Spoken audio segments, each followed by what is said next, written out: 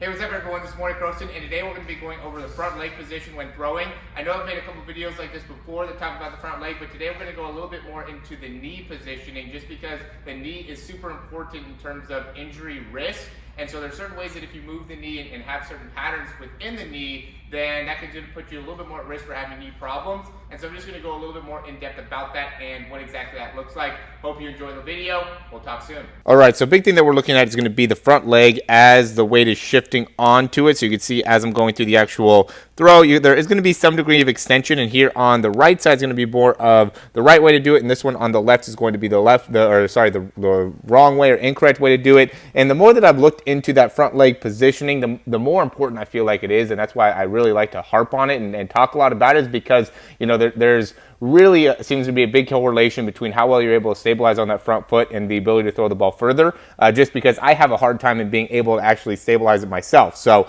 and I find a lot of quarterbacks that have a hard time being able to make the necessary adjustments and changes within that front leg. So, and I'm one of them, right? So you can see as I'm getting under my front leg, I'm still moving a little bit through that front foot positioning, but you can see where my knee, hip, and ankle are and how they're fairly lined up, right? And that's what we're trying to get at, is that when you're actually throwing the ball, you want to be in a position where all of that is lined up rather than allowing that knee to be inside. So notice how, how my heel is really far off the ground here. I have most of my weight on the inside part of this foot in comparison to this one where more of my weight is going all the way through and transferring to the outside part of my foot. And that just allows my knee biomechanically to finish in a lot better position. So if you have that knee going and when you're finishing collapsing inwards, now, and it didn't feel bad from a power production standpoint. Honestly, it didn't. What it does, this valgus motion in the leg makes it so you're more at risk for knee injuries, more at risk for knee problems, and really more at risk for like ankle sprains and things like that. And just because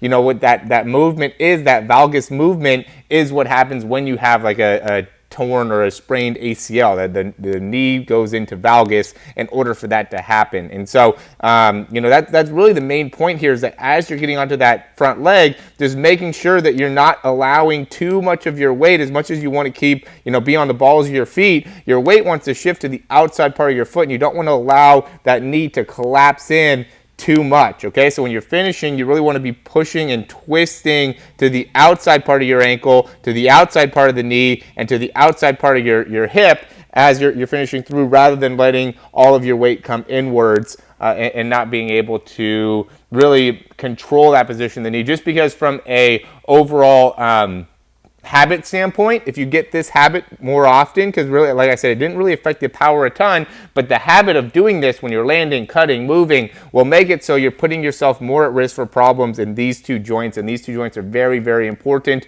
in overall performance, being able to accelerate, decelerate, cut, agility, things like that are super important joints. So being able to really